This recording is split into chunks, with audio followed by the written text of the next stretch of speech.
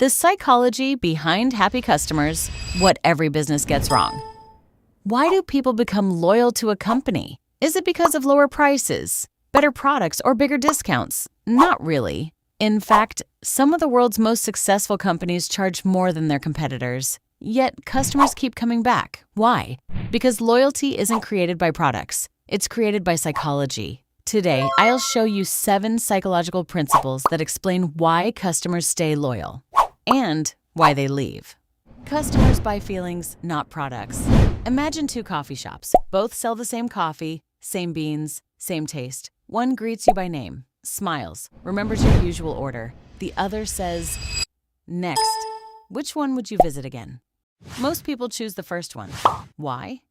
Because customers remember emotions far longer than transactions. People rarely remember every detail of what they bought, but they never forget how they were treated. Lesson: people buy products, but they return because of feelings.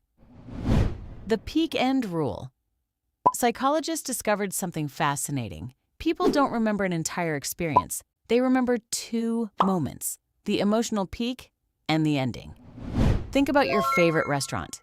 You probably don't remember every bite, but you remember how you felt when the dessert arrived, or when the waiter surprised you.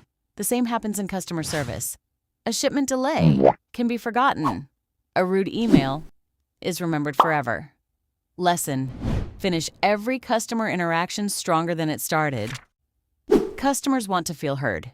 One day, an $800 customer order reached my support team. The products arrived safely, but the packaging looked terrible. The first support agent immediately offered a replacement. Sounds reasonable, but the customer became even more frustrated. When I spoke with her, I didn't offer a solution immediately. I listened. I apologized. Then I asked, what would make this right? She surprised me. She didn't want replacement products. She didn't want a refund. She only wanted a beautiful gift box. Why? Because the real problem wasn't the products. It was the experience.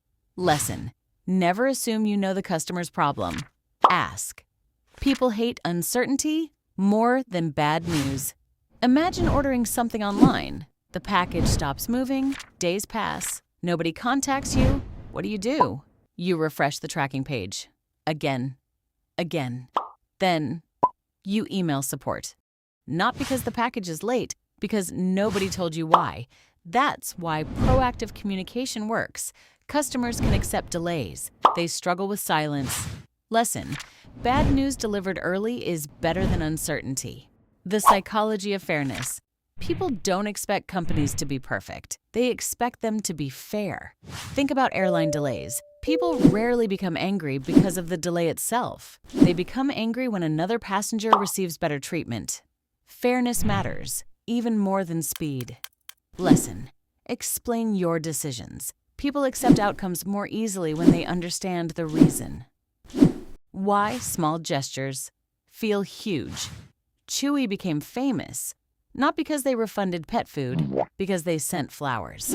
Ritz-Carlton became legendary, not because they returned a lost toy, because they created vacation photos for the giraffe. Neither company spent much money, but they created emotional moments. Psychologists call this emotional reciprocity. When companies care, customers naturally want to support them. Lesson: unexpected kindness creates unforgettable memories. Customers want humans, not templates. Imagine receiving this email.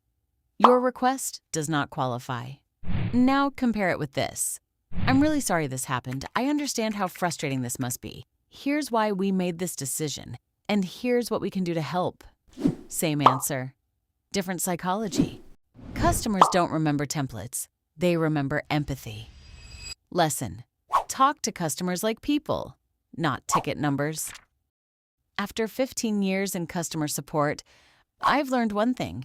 The happiest customers aren't always the ones who receive refunds or replacements or discounts. They're the customers who feel respected, who feel understood, who believe someone genuinely wanted to help them. That's the psychology behind great customer service. Not manipulation, not scripts, not policies, human connection.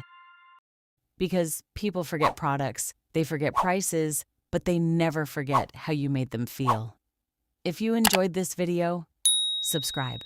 Every week, I share real customer service stories and business lessons that can help you build stronger customer relationships. And tell me in the comments, what's the best customer service experience you've ever had?